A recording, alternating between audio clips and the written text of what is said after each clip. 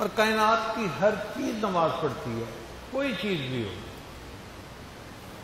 فرق یہ ہے کہ باقی مخلوق ایک ایک رکن ادا کرتی ہے اور انسان تمام ارکان کا مجموعہ پوری نماز ادا کرتا ہے۔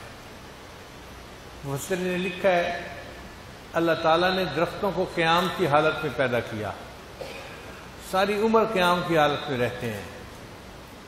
چوپایوں کو اللہ تعالیٰ نے رکوع کی شکل میں پیدا کیا، ساری عمر رکوع میں گزار دیتے ہیں۔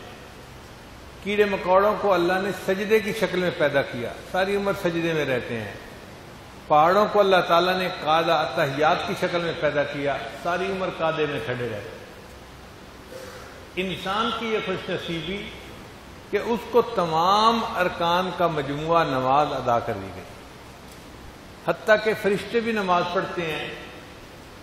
نبی اسلام نے فرمایا کہ جو فرشتہ قیام میں ہے ساری زندگی قیام میں رہے گا، جو رکوع میں ہے ساری زندگی رکوع میں رہے گا، جو سجدے میں ہے ساری زندگی سجدے میں رہے گا۔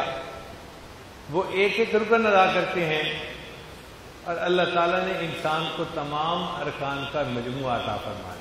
ویڈیو کے نیچے سبسکرائب کے بٹن پہ کلک کریں، بیل کے آئیکن پہ کلک کیجئے تاکہ ہر نئی ویڈیو کی نوٹیفیکیشن آپ کو مل جائے۔